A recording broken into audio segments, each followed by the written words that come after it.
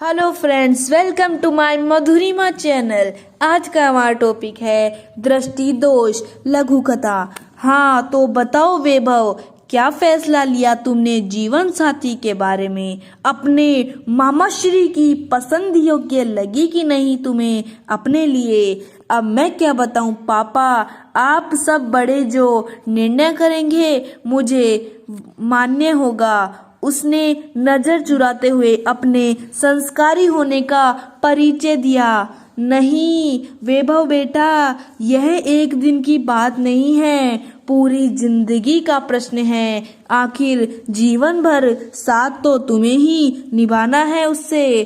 तुम्हारी हाँ होगी तभी तो रिश्ता पक्का करेंगे। वैसे क्या बात हुई दोनों के बीच अकेले में? मामा जी ने चुटकी ली। वह कुछ बोल पाता इसके पूर्व ही विक्रांत बोला, पापा मेरे मन में एक उधेड़ बुन है। वो क्या है कि एक ऋचा जॉब नहीं छोड़ना चाहती। ऐसे में वह मधु का हाथ कैसे बटा पाएगी? मधु को रसोई के साथ साथ बच्चों का भी ध्यान रखना होता है। मैं सोच रहा था बहू के आने से मधु की जिम्मेदारियां कुछ तो कम हो जाती है, लेकिन आप भी कहाँ की बात लेकर बैठ गए। मधु ने विक्रांत को बीच में ही टोक दिया। देवर जी आप निश्चित रहिए, मैं सब संभाल लूंगी। आप तो अपना मन बनाइए।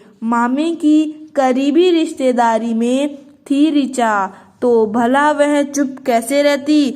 देखो भाई, आप लोग वहाँ हामी भरो या इनकार करो, मुझे कोई फर्क नहीं पड़ता, पर इतना जरूर कहूंगी कि लड़की अच्छे घर से है, समझदार है, संस्कारी है। आप लोगों के सारे सवालों के जवाब उसने बड़े सलीके और आत्मविश्वास के साथ दिए हैं।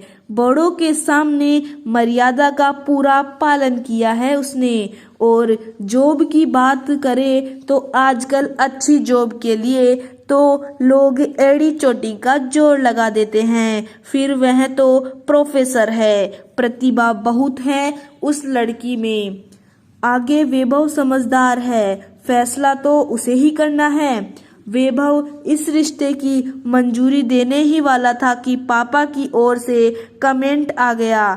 इसमें कोई संदेह नहीं कि लड़की सुंदर, सुशील और संस्कारी है, पर आप सबने इस पर गौर नहीं किया कि वह पूरे समय नजरें नीचे करके क्यों बैठी रही। मैंने गौर किया है, उसकी एक आंख छोटी है। ये देखो, उसकी जो फोटो हमें भेजी गई थी वो साइड पोज की है।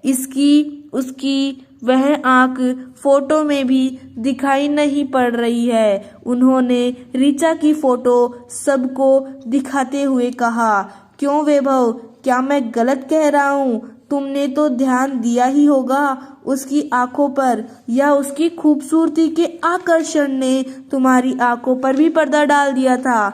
तुम भी श्रीकांत चांद की चांदनी की तारीफ करने के बजाय उसके दाग की ओर इशारा कर रहे हो। एक दाग से चांद के गुण क्या कम हो जाते हैं? हाँ पापा, मामा जी ठीक कह रहे हैं। हमें ऊपर की आंखों से ही किसी के व्यक्तित्व को नहीं परखना चाहिए। आपने भी तो हमें यही सिखलाया है। यदि मैं इस दृष्टि दोष को लेकर इनकार कर दूं तो क्या ऋचा का ब्याह नहीं होगा? फिर पापा इसे हमारा दृष्टि दोष भी ही कहा जाएगा, जो हम किसी के गुणों की अपेक्षा शारीरिक कमी को महत्व देकर अपना नजरिया बना रहे हैं। कुछ न कुछ कमियां तो हर व्यक्ति में ही रहती है। अपनी परख को पूरा करके श्रीकांत जी मुस्कुराकर ऋचा के घर में फोन मिलाने में व्यस्त हो गए। Thank you for watching video.